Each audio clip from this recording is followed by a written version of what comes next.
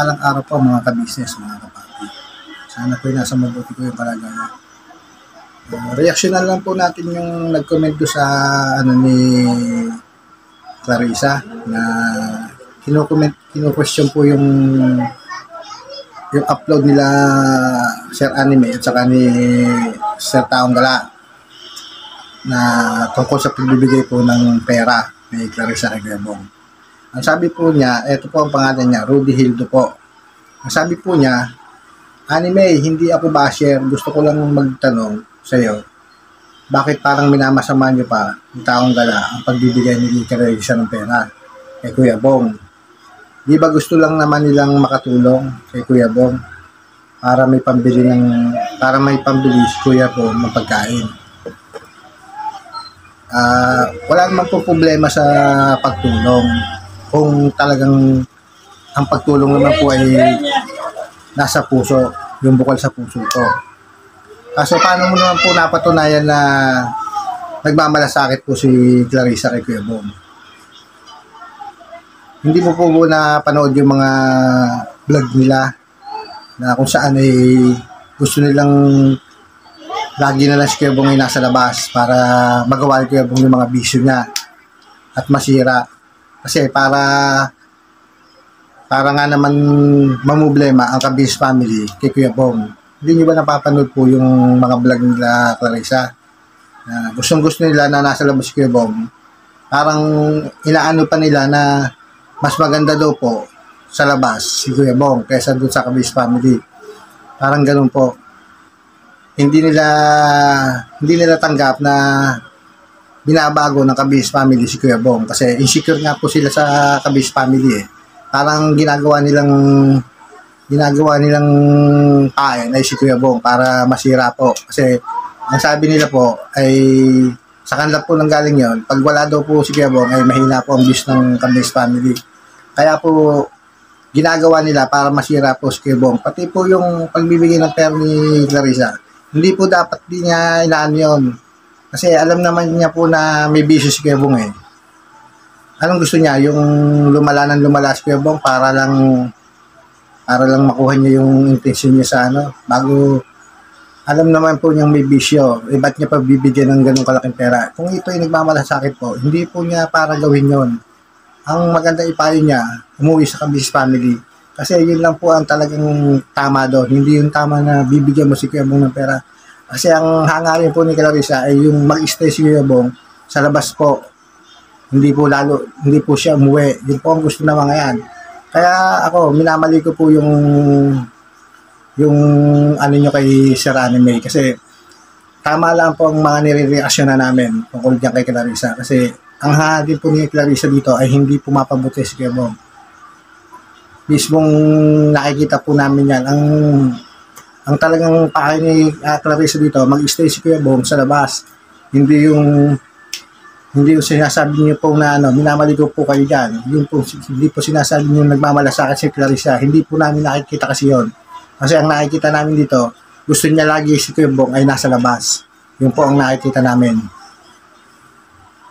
Kaya wag niyo pong aanhin po yung mga namin kasi kaya kami nag-reaction ng ganito dahil batay po sa kanilang ginagawa, sa kanilang sinasabi. Kasi sinasabi mo na hindi ka basher, pero bakit mo hindi nakikita yung mali ng kabila para lang ang nakikita mo yung mali ng nag-reaction. Kasi kung ang pake ni Clarissa dito ay maganda, dapat nakita na po namin yun.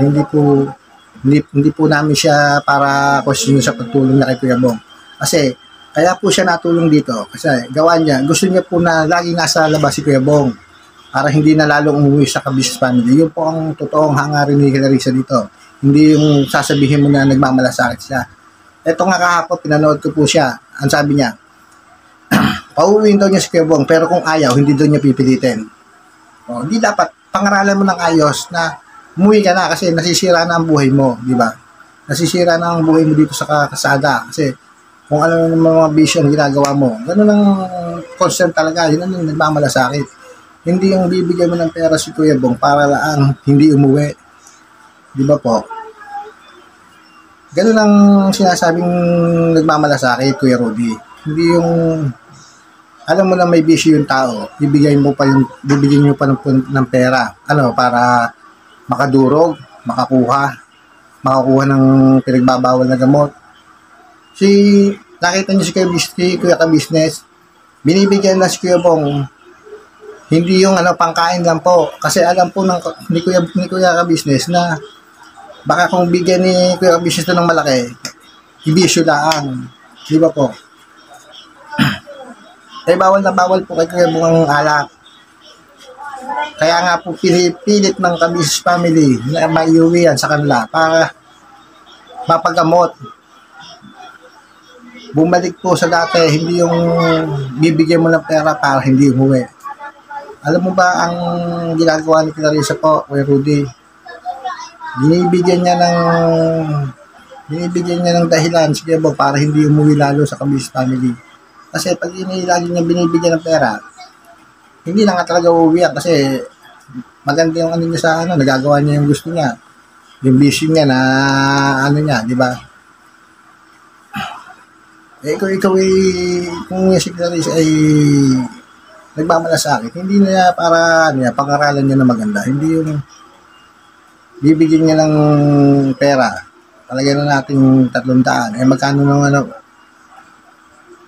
magkano nang palagyan na natin hindi sa durog, sa alak. Sa alak na lang. Pero imposible naman hindi gagamit si Kuya Bong pag binigyan niya ng pera. Hindi po natin na dito na sinasabi na yung perang binigyan ni Clarissa ay pandulog. Ang ano po yan, si Kuya Bong po, pag yan ay nakahawak ng malaking pera, sigurado po, kukuha at kukuha yan. Kasi natikman na nga po niya yung pinagbabawal na gamot eh. Diba? Kaya nga ang inaano po namin dito, kung ikaw ay concerned kay Kuya Bong, pangaralan mo, umuwi kay Kuya Ka-Business, o kaya bigyan mo ng pagkain laang, pagkain na ibigay mo, hindi yung pera. Kasi kaya nga po ayaw ng Ka-Business family sa labas, bisyo po ang ano, ang pinoproblema namin ng Ka-Business family. Kasi talaga namang inamin po niya na kung siya ay magkakapera, hindi niyo ba naano sa in-upload ni Sir Anime? Yung pag siya ay nagkapera, gagamit siya. Di ba po? Kaya nga po inuhuli ni Kuya Ka-Business na ba't hindi siya gumamit kasi wala daw siyang pera.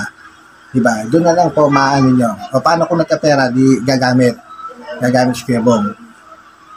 Kaya po doon sa kay Kuya Rudy, huwag niyo pong masamain yun po yung mga reaksyon namin tungkol doon sa pagbibigay ng pera ni Clarissa. Kasi nakikita po namin na hindi naman po talaga siya nagmamalasakit kay Kuya Bong. O, yun po ang nakikita namin. Kasi kung nakikita namin talaga sa vlog niya na talagang konsensya, eh hindi po namin siya para questionin sa binibigyan niyang pera. Kasi ang hangad po ni Clarissa dito ay lalong mag-stay si Kuya Bong sa labas. Yun po ang talagang ang ano niya dito, ang tinutumbok niya dito. Hindi po para nagmamalasakit. Malabo po yan sa nakikita namin. Kasi madali naman pong anuhin ng tao kung talagang tapat yan. Pero sa ginagawa ni Clarissa, gusto niyang mamoblema ang Ka-Business family para kay Kuya Bong. Ganun po ang ano niyan. At wag na pong umuwi si Kuya Bong sa Ka-Business family. Di ba po? Kung iyan ay talagang concern niya, nakita naman niya na wala namang pamilya si Kuya Bong sa labas. Walang nanay, walang tatay, walang mga kapatid.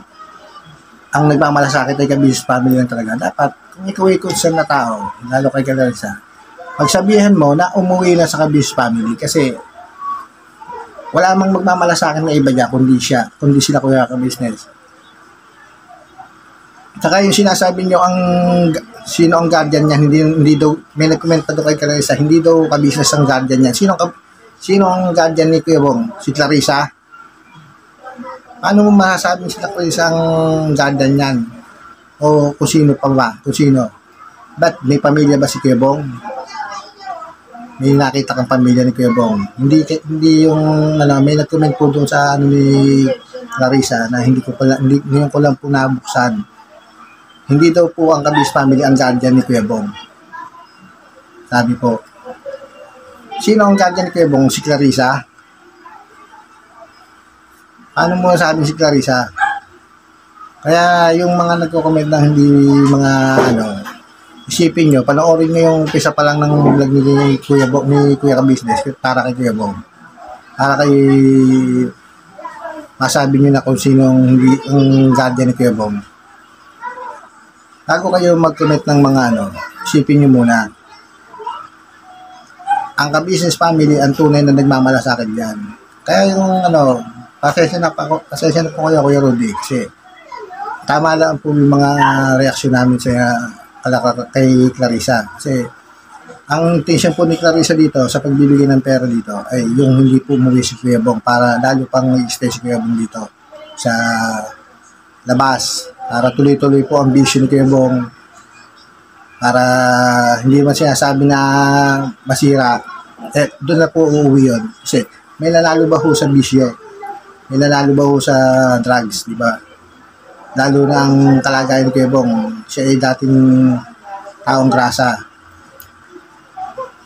Na konti na lang ay mawawala na sa pag-iisip niyan, normal na pag-iisip. Di ba po? Balikan niya po yung ulang-ulang pagkatagpo ni Kuya Bong at saka ni Kuya Ka-Business. Para makita niyo kung anong na bawal na po si Kuya Bong sa mga ganyang bisyo. Kung ikaw ay concern kay Kuya Bong, pagsabihan mo ng maganda, umuwi na sa Kabis family, diyan matutuwa ang lahat sa ginagawa mo yan. Pero yung bibigyan mo ng pera si Kuya Bong, bago sasabihin ng mga mentor mo o mga nagkukomment sa'yo na nagmamalasakit lang, ay mali. Hindi po yan ang pagmamalasakit ng tunay. Ang tunay po na pagmamalasakit ay pag-uwiin nyo si Kuya Bong sa bahay ng Kabis family. Kasi na doon nakikita namin na maganda ang buhay ni Kuya Bong at talagang mababago siya ng tuluyan. Paglilinaw lang po to sa nag-comment do sa ano ni Sir Anne. Pasensya na po kayo at talagang nakikita po namin na hindi maganda po ang pagbibigay ng pera na ginawa ni Clarissa dyan kay Kuya Bong. Sa mga hanggang dito na lang po siguro ang reaksyon ko doon sa nag-comment doon sa ano ni Clarissa patungkol doon sa mga in-upload ng aking mga kapatid kong mga reactor. Maraming po salamat sa mga viewers, mga subscribers. Sana po ipatuloy niyo po kaming suportahan sa aming mga vlog. Pasensya na po kayo sa naging reaksyon namin ngayon. Paglilinaw lang po to. Maraming salamat din po sa ating Kuya Ka-Business, kay Ate Ka-Business, sa mga kagawang po, sa Kaladang, kay Boss Dave, sa mga kapatid kong reactor, sa kay Sir Anime. Tuloy-tuloy lang po hanggang sa alam po natin na tama po ang ating mga salamat po sa inyo at mabuhay po tayo lahat. God bless po.